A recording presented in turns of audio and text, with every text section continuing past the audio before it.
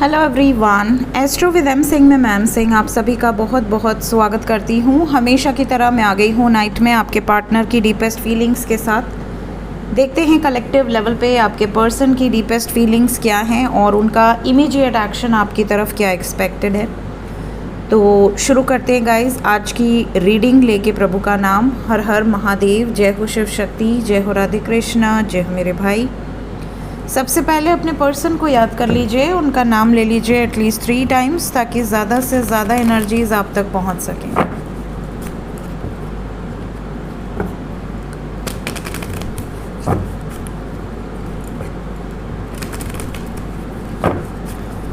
Deepest feelings अभी इस वक्त क्या आपके बारे में कुछ सोच रहे हैं आपके पार्टनर?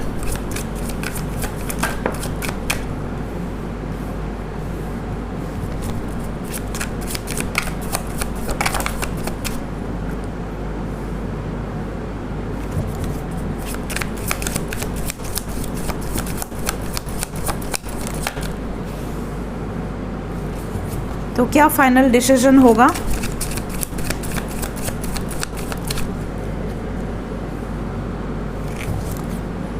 किससे?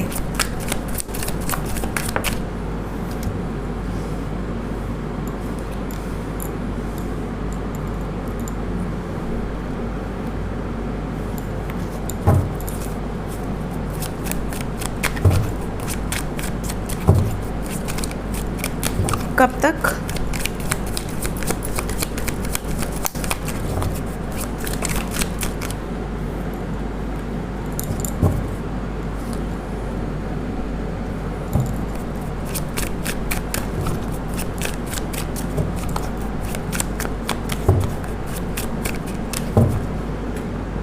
क्या बैलेंस आएगा?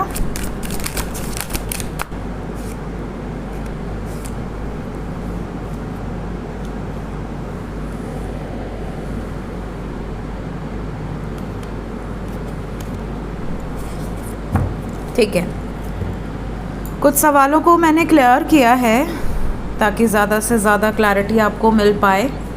सबसे पहली चीज़ जो इनके सबकॉन्शियस में चल रही है इस वक्त वो ये कि आखिर आप इतना स्टेबल कैसे हैं। जब आप स्टेबल नहीं होते हो ना, जब आप बहुत ज़्यादा रोते हो, तड़पते हो, इनको चेज़ करते हो, परेशान रहते हो इनके लिए, तब इनको बड़ा सुकून मिलता है, जबकि ऐसा होना नहीं चाहिए। बट इनके साथ ऐसे ही सीन है। जब तक आप इनके पीछे भागोगे, इनको चेज़ करोगे, इनको हर तरीके से मैसेजेस करने की कोशिश करोगे, इनको ये जताते रहोगे कि मैं तुम्हारे लिए या मैं तुम्हारे लिए पूरी तरह से डेडिकेटेड हूँ, तुम्हारे सिवा मेरी ज़िंदगी में कोई नहीं है, ना मैं किसी को आने दूंगा या दूंगी आखिरी सांस तक, तब तक ये आपको सीरियसली नहीं लेंगे। ये सोचेंगे कि हाँ ठीक है ओके, ये वैल्यू नहीं समझेंगे आपकी। बट अभी क्या हो रहा है कि अभी आप ऐसा नहीं कर रहे हो।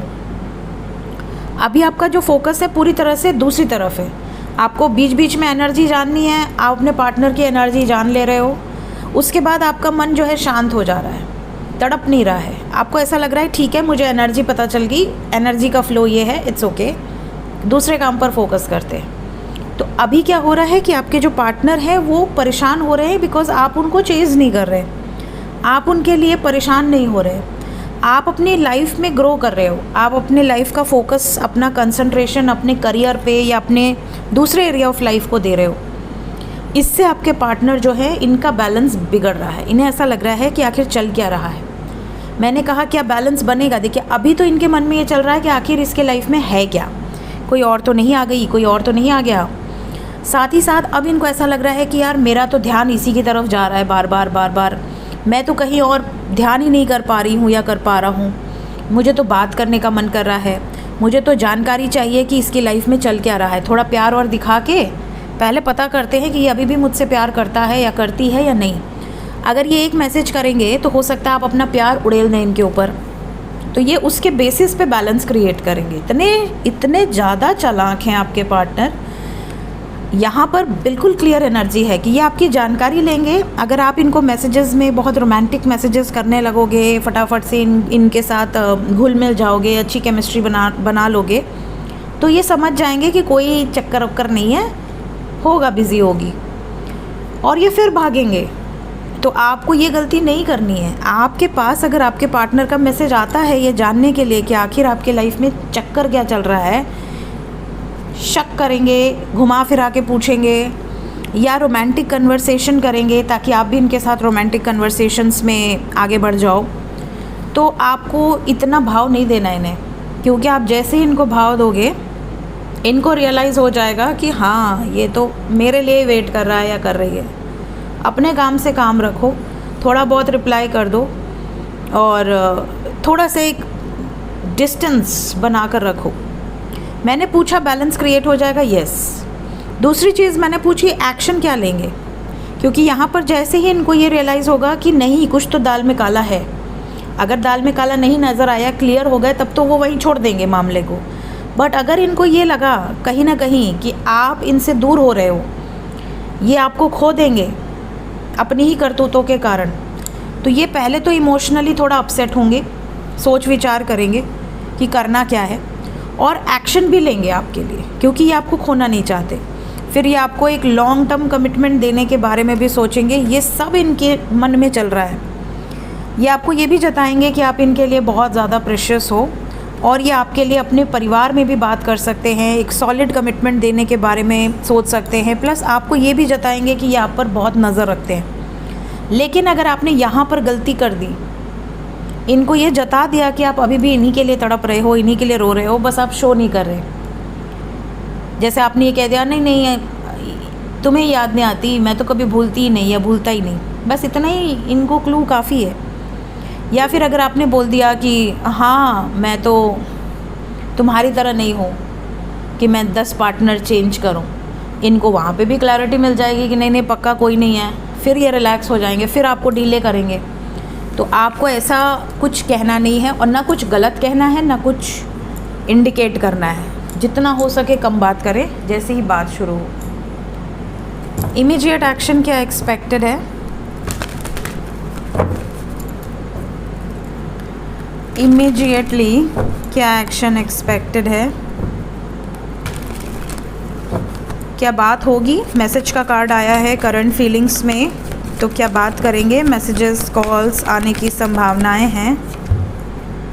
यस मोस्ट, अरे एक और कार्ड है, बिल्कुल 100% संभावनाएं हैं और 24 घंटे के अंदर ही हैं। 4 घंटे से लेके 24 घंटे के अंदर की एनर्जी है। 1 नंबर सबसे पहले आया है।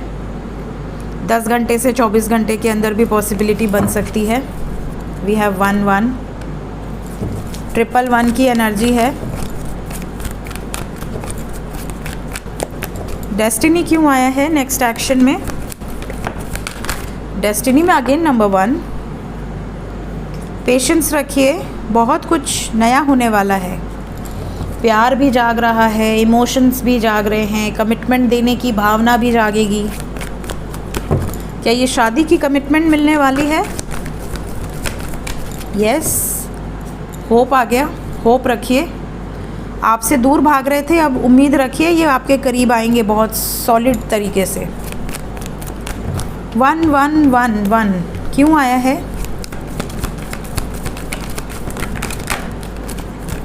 सबसे पहले जो धोखा दे रहे थे, जो पैसे के कारण या थर्ड पार्टी के कारण आपसे दूरी बनाए हुए थे, उनकी लाइफ से कार्मिक रिलीज़ होने वाले हैं।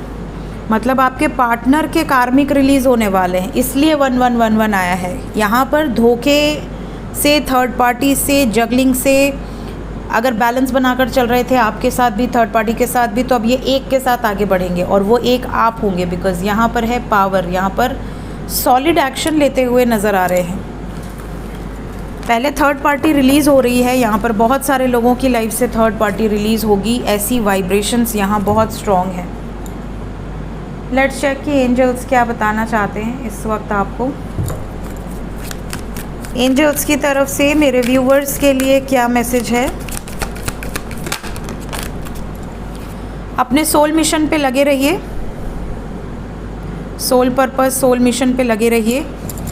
कल आपको वीडियो मिलेगी इस चैनल पे सोल पर्पस से रिलेटेड। बहुत टाइम से मुझे बनाना था, बट जब समय आता है तभी वो वीडियो पोस्ट होती है। अपने मर्ज़ी से हम कुछ काम नहीं कर पाते हैं, तो कल की एनर्जी बहुत स्ट्रॉन्ग है और कल आपको सोल पर्पस पे मैं कुछ जानकारियाँ दूंगी। सोल पर्पस एक ऐसा वीडियो नहीं होगा कि मैं एक वीडियो में आपको सब बता दूं, क्योंकि ज्योतिष में बहुत सारी चीज़ें होती हैं। तो मैं आपको पहले तो शॉर्ट में बताऊंगी कि आप कैसे जान सकते हैं अपना सोल पर्पस, कितने टाइप के पर्पस होते हैं, और उसके बाद मैं एक एक करके आपको उनको फाइंड आउट करना बताऊंगी, ताकि आप अपने बारे में जान पाएँ कि आप कौन हैं, आप क्या करने आए हैं इस धरती पर, आपका मिशन क्या है और आप कितने हद तक अलाइंड हैं। ठीक है, सो अपने सोल मिशन पे फोकस रहिए जो अलाइनमेंट में है। ग्रीव से बाहर निकलिए, दुख दर्द तकलीफ़ें इन सब में अटके मत रहिए कि आए रे मेरे लाइफ में कितना दर्द है, कितना दुख है। हर किसी के लाइफ में दर्द है, हर किसी के लाइफ में दुख है, बट लोगों के पास दर्द और दुख को अगर समय देने लगेंगे तो आप दूसरी चीज़ों पर फोकस नहीं कर पाएंगे। दर्द और दुख को जितना इग्नोर करेंगे ना, वो उतनी जल्दी आपकी ज़िंदगी से चले जाएंगे कि हे भगवान, इसके यहाँ तो भाव ही नहीं मिल रहा। जैसे हमारे यहाँ भारत में कोविड आया और कैसे भाग गया, जड़ से ख़त्म हो गया। क्यों ख़त्म हो गया? बिकॉज़ यहाँ किसी ने भाव ही नहीं दिया। हमारे बनारस में तो लोग मज़े से चाय पीते थे, साथ में बाहर बैठते थे, इंजॉय करते थे, घूमते थे, फिरते थे, गार्डन में पूरी टोली बैठती थी। हमने कभी सोचा ही नहीं कि क्या होगा। यहाँ तक कि पूरे कोविड में मुझे खुद को कोविड हुआ था, मैंने वीडियो पोस्ट करी थी, खांस के की, बट की, गले से आवाज़ नहीं निकल रही थी, फिर भी की। तो जब हम किसी भी दर्द को सीरियसली लेते हैं तो उसका पारा भाव बढ़ जाता है। जब हम तकलीफ़ों को बहुत ज़्यादा इम्पोर्टेंस देने लगते हैं तो वो भी हमें बहुत इम्पोर्टेंस देने लगती है। इसलिए ग्रीफ से बाहर निकलो, तकलीफ़ों को भूलने की कोशिश करो। ये सोचो कि वो आपकी ज़िंदगी में आया, कुछ लाइफ लेसन्स रहा, कुछ आपने सीखा, and then release. Death, I am learning that endings are merely beginnings. Exactly, अभी मैंने आपसे जो कहा, कुछ लोगों की लाइफ में हो सकता है कुछ चीज़ें ख़त्म हुई हों, कोई पार्टनर धोखा देकर गया हो, किसी के पार्टनर ने छोड़ दिया हो, किसी का डिवोर्स हो गया हो, किसी ने बहुत प्यार किया हो किसी से, उसकी तरफ से उसको बिल्कुल से घुस कर दिया गया हो, छोड़ दिया गया हो बीच रास्ते में।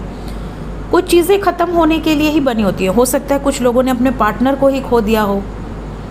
तो आपको एंडिंग से ये सीखना है कि कुछ ख़त्म हुआ है एक नई शुरुआत के लिए। जैसे अंधेरा ख़त्म होता है फिर उजाला होता है, एक नया दिन हमें हर रोज़ मिलता है। मृत्यु तो एक ही दिन आती है, बट ज़िंदगी हमें हर रोज़ मिलती है। उस ज़िंदगी को आप कितना यूटिलाइज़ कर रहे हैं, इस पर ज़्यादा फोकस कीजिए।